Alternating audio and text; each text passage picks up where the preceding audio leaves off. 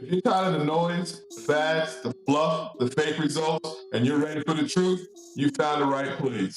I'm your host, Coach Frank, and on this channel, I make it make sense. Y'all ready? Let's get it. Yo, what is up? It is me, Coach Frank, and we are back at the Make It Make Sense Health and Fitness Podcast, where I just get rid of that nonsense. I call out the lies because you know how I am with that, and I give you the blueprint that actually works. So if you're new here, subscribe now because every single week I'm going to make fitness make sense. All right, so today's episode, I'm going to go do a deep dive on the 5 things that are either making or breaking your results: strength training, nutrition, recovery, fat loss, and mindset. Each one has a problem people are living inside of right now. And each one also has a solution that actually works because there's always going to be an adverse. So let's get into it. Think about this, right? You're working hard, but you're not building anything. The reason is because most people treat every workout like a punishment: more reps, more sweat, more soreness, as if suffering is the point. But grinding without structure doesn't build muscle, it's just gonna burn you out. Think about someone who has been going to the gym for 2 years straight, never missed a Monday, still looks exactly the same. That's not a willpower problem. If you think about it, that's just a programming problem. The solution to something like that: progressive overload. You want to add weight, add reps, or just intensity week over week. Even if it's just 2.5 pounds, your muscles grow by being asked to do just a little bit more each time. That's the blueprint, not suffering, just a little more than you did before. All right, so let's talk strength training. And let me be real with you from the start. Most people in the gym are training hard. I mean, genuinely hard. They're sweating, they're grinding, they're sore Monday through Sunday. And they've been doing this for months, shit, probably years.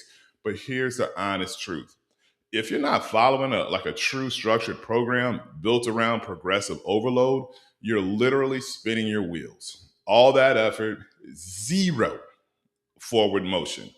All right, here's what I want you to picture. A guy, let's call him Mike. Mike shows up to the gym 4 days a week, every week. No excuses. He does chest on Monday, he does back on Wednesday, he does legs on Friday. Same weights he was using 8 months ago. Same reps, same exercises. Mike, he thinks he's consistent, and he is. He's truly consistent, but he's consistently doing the same workout his body already adapted to and got used to 6 months ago. At that point, his body has zero reason to change. It's not Mike's fault. I mean, nobody handed him a plan. Nobody explained to him what progressive overload means or why it matters. They just sold him a gym membership and said, "Hey, good luck, buddy. Go out there and make something of yourself." And I'm telling you, I know I worked in one of those big box gyms before, and that's generally how it goes. But you got to think about it like this: progressive overload is the principle that your muscles only grow when they are challenged beyond what they're already comfortable doing. That means you have to increase something over time: the weight, the reps, the sets, the tempo. It doesn't have to be dramatic. I mean, just add 2.5 pounds, do one more rep than last week. That's it. That's the whole secret. Track every single workout, know what you lifted last week, chase it this week. That's simple. That simple habit, that one thing, it's what separates people who change their bodies from people who stay exactly the same for years. Make that make sense. More stimulus over time equals more muscle over time. Get a plan, follow it, progress it. That's your strength blueprint. I can't make it any easier than that.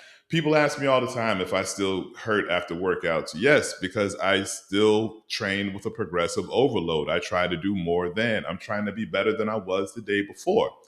Now let's talk about nutrition, right? You're eating less and somehow you're still not losing weight because we know the math. If you subtract calories, then you should automatically subtract weight, right? The thing is, you cut calories and maybe it worked a week and then your energy crashed because you didn't cut the calories correctly. Your cravings went bonkers and you ended up right back where you started, except now mentally you feel like a failure on top of it. All right, so let's say we have someone eating 1,200 calories and running every day, wondering why the scale isn't moving. That's because the body thinks it's starving. Metabolism slows, muscle breaks down. The diet is doing the opposite of what the person really intended it to do. How do you get rid of something like that? Eat enough protein. Your body can handle zero point 0.7 to 1 grams per pound of body weight when you're dealing with protein. Build nutrition around fueling your training, not punishing your body. Like I always tell people, work with your body, not against it. A moderate caloric deficit or just reducing your calories by a little bit with high protein protects muscles while you burn fat. All right, so let's really get into nutrition, right? And I need you to hear this clearly. Eating less is not the strategy. Eating right is the strategy. Here's what I see all the time. Someone decides they want to lose weight. So they cut their calories down to 1,200 a day. They're running, they're skipping breakfast, they're saying no to everything. And 2 weeks in, nothing. Maybe a pound, maybe nothing at all. And they think, what am I doing wrong? I mean, I'm barely eating. Let me tell you what's actually happening because this is such a common problem. When you drop calories that low, especially without enough protein, your body doesn't say, oh, great, let's burn the fat. It says, oh, we're in crisis mode. They're trying to kill me down here. It's going to regulate your metabolism in a downward motion because it starts breaking down the muscle tissue for energy because that's what your body's going to feed of, not the stored fat. It's going to hold on to that. Your hormones can go sideways. Your hunger signals, like at any time of day, you're just hungry for anything. Now you're fighting your own biology and you're losing. That's not a win. I had a client, right? Let's call her Jane, who came to me eating 1,100 calories a day, training 6 days a week. She'd been she'd been at the same weight, right, for 4 months. I bumped her calories up to about 1,700. I focused on her protein target, and in 6 weeks, she dropped 8 pounds. Not because she ate less, but because she ate right. This is what I always try to tell people. Don't try to get it done quickly, do it correctly. So here's your blueprint for nutrition. Get your protein in first. I want you at a minimum of 0.7 grams per pound of body weight. Ideally, 1 gram per pound if you can manage it, but that's just if you can manage it. Protein protects your muscle while you're in a deficit. It keeps you fuller longer, and it has a higher thermic effect, which means that your body burns more calories to digest it. It works. It's making your body do additional work while you're breaking down the protein. From there, build a moderate deficit, not a crash. 200 to 300 calories below your maintenance, right? Sustainable, manageable, right? That's what you want. Something you can actually stick to for longer than 2 weeks. Food is not your enemy. Trust me, it's someone that loves food. It's the fuel. So stop punting yourself with it. Start building with it. That's the nutrition blueprint. Enjoy yourself. Live your life. Don't run from the food. Just incorporate it into your life and your goals and what's important to you. All right. The third pillar, recovery. Remember this, the workout you keep skipping, that's the one that matters the most. Rest days, trust me, I understand, especially when you first start working out, they can feel like a wasted day. Like there's a voice inside in your head that's like, if you're not in the gym, you're falling behind. So you keep pushing till your joints ache. Oh man, let me tell you, your joints ache, your motivation tanks because the results stop. So you're not seeing what you were seeing before. So of course, if you're not seeing it, then the motivation is gonna go left as well, right? So think of this example training 6 days a week, but hitting a plateau anyway. Again, not a willpower problem. That's just your nervous system waving the flag saying, hey, gains happen during recovery, not during the workout. Just give me, your body saying, just give me a break, please. How do you fix something like this? Well, other than hiring a trainer that can give you a workout program that has rest days and recovery days in it, schedule your rest days just like your workouts, right? Non negotiable. Prioritize 7 to 9 hours of sleep. Add one deload week every 6 to 8 weeks. That's just where like you still lifting, but you're just not lifting as heavy. You just dial it back a little bit to allow your body to recover, and then you go back again the next week and you build things back up. Recovery is not a weakness. It's just the mechanism that makes everything work because you need it. You need to recovery. All right. So let's go here because this might be one that nobody wants to hear. There's a culture in fitness, and I know I've been in the gym 2 decades plus, and the culture, especially online, that glorifies the grind. And listen, hey, before you say anything, be grinding or be nothing, but make it make sense, right? And no days off. The number of times I've heard that, I got to tell you, sleep when you're dead. Look, if you're resting, someone else is getting ahead of you, and I get it. When I was competing, I used to compete with that same mindset, but I wasn't competing really against myself. I was competing against other IFBB men's physique athletes.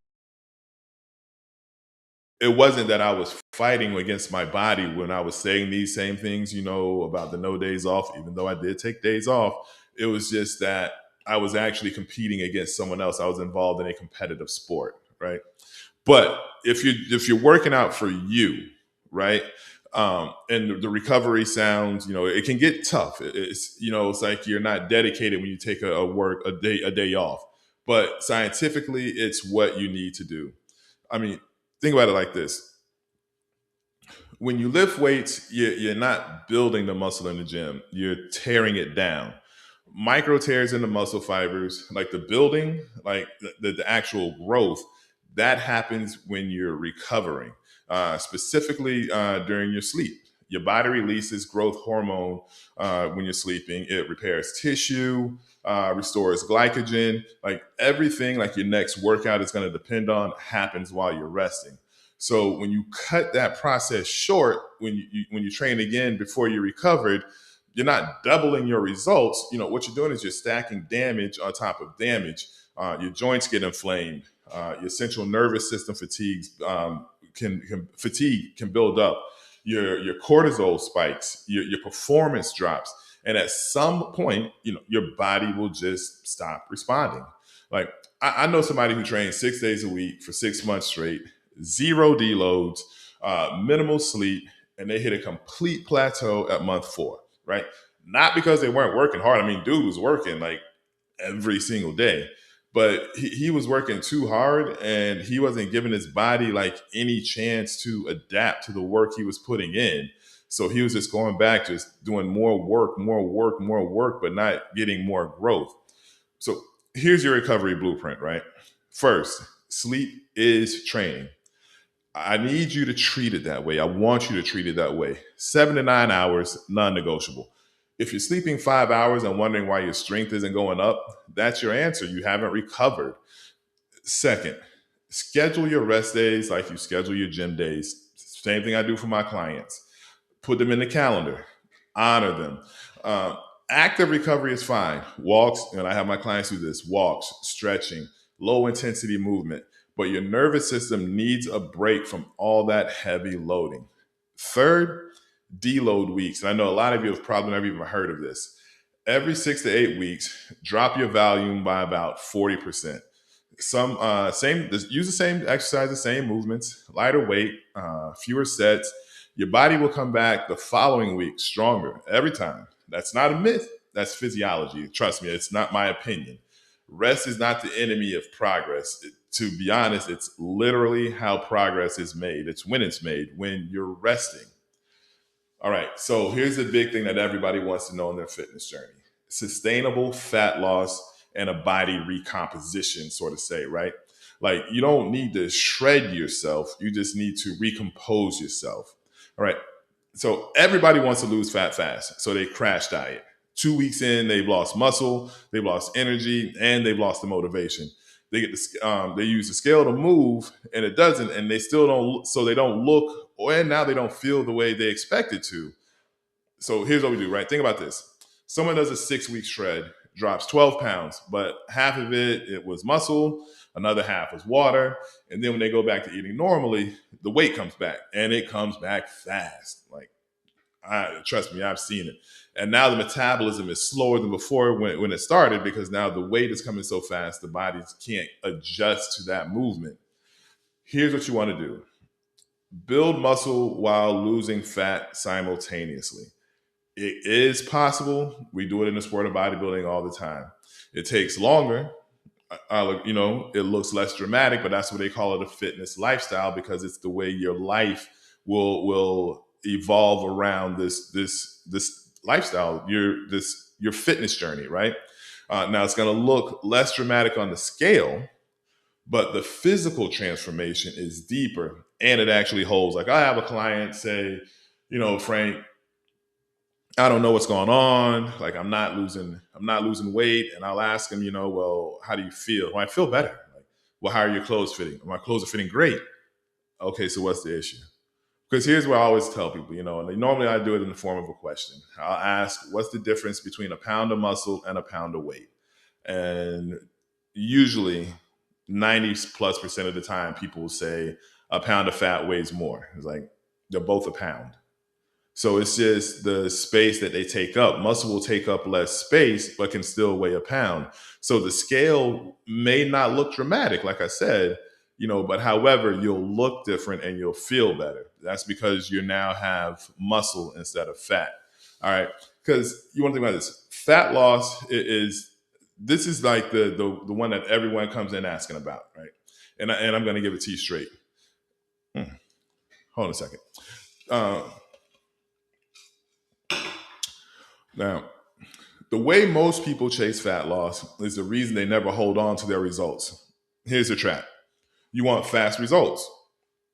First red flag, but I understand that. So you find the most aggressive plan you can, 1,000-calorie deficit, endless cardio, no carbs, and it works for a minute, sometimes literally just a minute.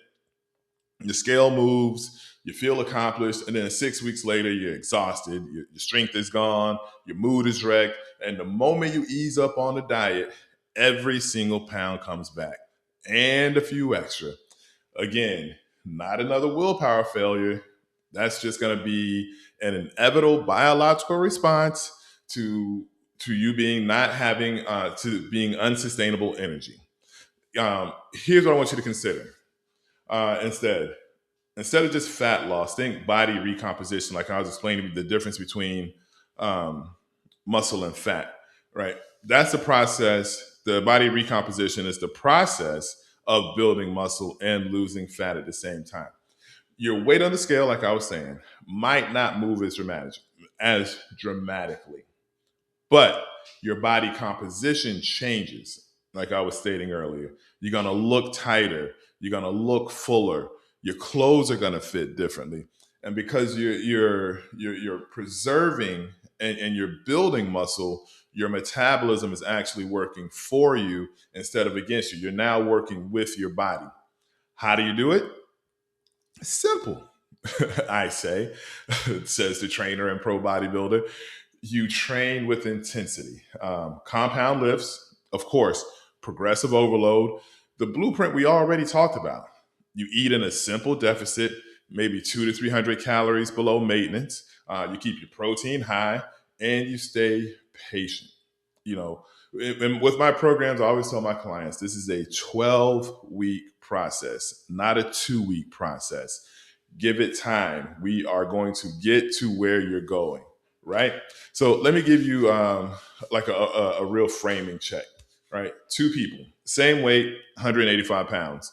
Person A does a crash diet, loses 20 pounds in 8 weeks, 10 of which is muscle. Now they're 165 pounds with less muscle, slower metabolism, and a higher body fat percentage than when they started. Because the more muscle you lose, fat replaces that, or fat is going to be the next thing. So your body fat is going to be higher. And so you have the next person who spends 12 weeks on a structured program with a small deficit, high protein. The scale moves maybe 8 pounds, but they've lost 14 pounds of fat, and gains 6 pounds of muscle. Person B looks, performs, and better in every single way. So what's the thing? Stop chasing the number on the scale. Start chasing the composition of your body, because that's your fat loss blueprint. Like, I have this thing when, especially when it comes to like how much you lift, and I'll get into that deeper at another point, but like people always ask, if when I was going out, when I was single, I would go to the bar, and there's always guys asking, Frank, man, how much do you bench, and how much do you bench? And I would tell them like 500 pounds, and they're like, oh man, no, you don't. Like, there's no way. I was like, yeah, no, seriously. Like, no, man, you serious? Like, yeah. I was like, yeah, pull up a bench. It's like, oh man, wherever function we're at a party or a barbecue, the bar, or whatever. Like, oh man, we're here. Like, I was like, exactly. So why are you asking me that?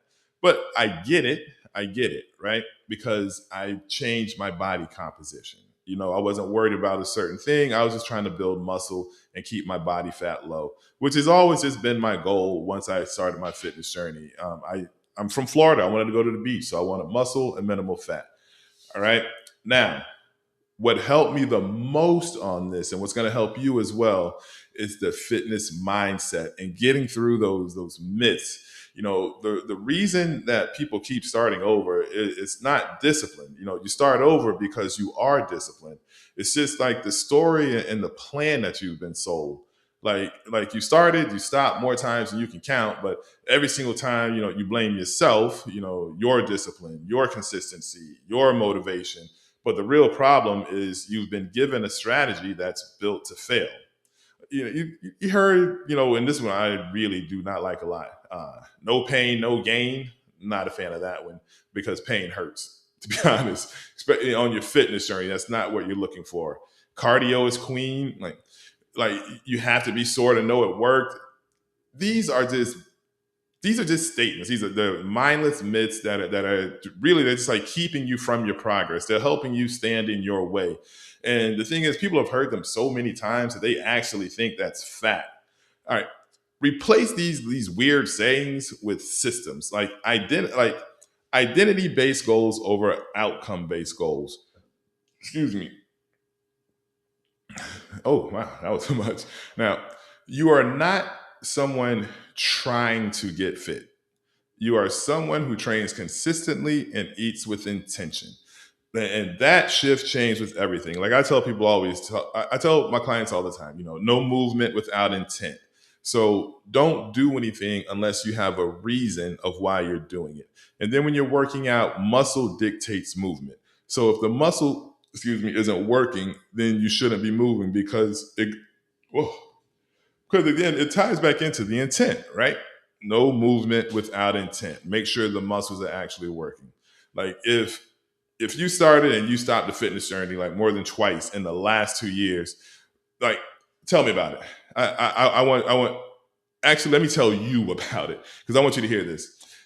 It's not that you have a problem. It's just the way the programs that you've been running. And I don't mean your workout program. I just mean the mental programming you've been handed, right? The fitness industry has been selling this narrative of that phrase that I'm not a fan of. No pain, no gain. So you push past like every single pain signal that your body gives you until you're injured. And I know I used to believe in all those things, and that's how I have my injuries. Like I tell my clients, like, I teach them how to avoid injury, not based off, what I read somewhere. A lot of times it's through experience of me not taking the time to understand the information that I'm giving my clients, right? And then and I would like push past the pain, and then you end up with the injury. So my thing now is I tell people to always decline the invitation to injury. All right. And then people will tell you, cardio is the key to fat loss. So people will spend hours on the treadmill, and like instead of building muscle that would burn fat around the clock. And I don't want you to think, like when you're building muscle, it's just out there, just while you're sleeping, it's just scraping out fat out of your body. It's just that your body works. Your body has energy. The food you eat has energy. Your muscle has energy, and the energy that your muscle has is more thermogenic. It burns. And, you want to kind of keep that same term as when people are doing cardio, that the cardio the sustainable cardio, it burns the same way the muscle would, burns the fat around the clock. So you're not sore. You're not sore. You don't. What's the other one? If you're not, how's it go? If you're not sore, you didn't work hard enough. So and our people and that one I hear so much. So people will chase soreness instead of progressive overload. Like people say, "Man, I worked out so hard," and I look at them like, "Okay, but where?" Like I had somebody ask me that once when I had just started my fitness journey years and years ago, and someone asked me, "Man, Frank, you said you work out every day, right?" And I was like, "Yeah, like every single day." Like, and the very next question like hurt and really adjusted, my training. The next question was, "Well, why doesn't it look like it? Why doesn't it look like it?" And I was like, "All right." So then, I had to look at myself because if other people are, well, what am I looking at? So you have to think about what you're doing because I was sore every day. I was going to the gym every day, but I wasn't changing. I was actually probably starting to look worse. I just hadn't noticed like what I actually looked at. But I'm just saying that to say that, every one of those beliefs that even I believed, it's either wrong or it's just incredibly, incredibly oversimplified, and they've been keeping us stuck. But I'm here to get us out of that because here's the deeper issue. Like most people set outcome based goals. I want to lose 30 pounds. I want abs by summer. These aren't bad goals, but they're fragile. The second progress slows down, then the motivation drops. The second life gets busy, the goal disappears, and then you're back to square one, and you're blaming yourself for something that was never really your fault. I tell people, if you haven't worked out, they say, I want to lose 30 pounds, and they want to get immediately there. And I'll ask them, okay, so when's the last time you lost 5 pounds and kept it off? And they'll say, oh, it's been a while. I haven't. So let's not get 30 is the goal. That's our motivation. Yes, that's what we're going to get to.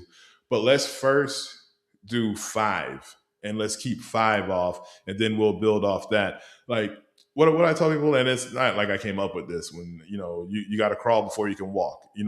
And that's literally true when it comes to this. You don't want to burn yourself out and you don't want to tax yourself, not only physically, but mentally when you set this 30. And then when you get down and when you lose 5, you don't see it as progress. So if you lose 1 or 2, you don't see it as progress because the goal is 30. So how you get around this, and I tell people, or when people give me compliments, I always tell folks I'm trying, because that's all you can do. Because when you're thinking about it, I'm not a fit person and I'm not someone trying to get fit. I'm just someone, and actually I'm just, I just am. To take it back, I guess, I am fit. I am someone who I train. I eat well, and then I recover on purpose. I live life. I enjoy myself, and I maintain a level of understanding of what I want to do towards my ultimate goal. So here's what I want you to do instead. Stop identifying as that person that's trying to get fit and think how I am. You just are fit. You just eat well, you train, and you recover on purpose. Now, it may sound like nonsense, but it's not. When your identity is, I'm a person who trains consistently. Missing a workout is out of character. It doesn't align with who you are. You go back because that's what people like you do. Build the systems, not the motivation. Motivation is a feeling.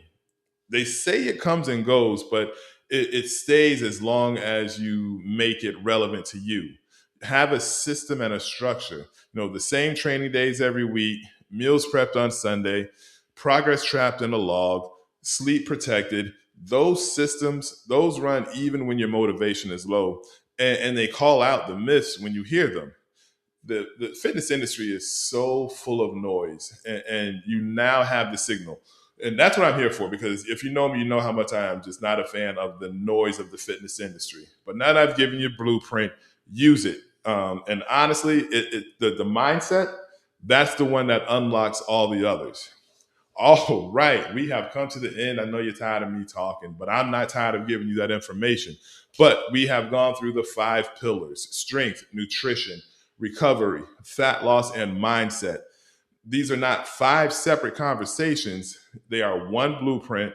They work together. And when you get them all pointing in the same direction, that's when things start to change fast. All right, here's what I want from you from now on. All right, drop a comment below. Tell me which of these 5 was the one you needed to hear the most today. I read every single comment, and I'm gonna respond. Trust me. But because I want you to understand, this is a community, not a broadcast. You're my family. Now, if this episode gave you value, subscribe, hit the bell so you don't miss a drop. And if you know someone who's been spinning their wheels in the gym for too long, send them this video. Direct them here. Tell them to like and subscribe also, because I'll be back every week. That might be the most helpful thing you do for them today. Yo, it's Coach Frank. We're at the Make It Make Sense Health and Fitness Podcast, where we make it make sense. I'll see you next week. And y'all know the motto: be grinding or be nothing. Peace.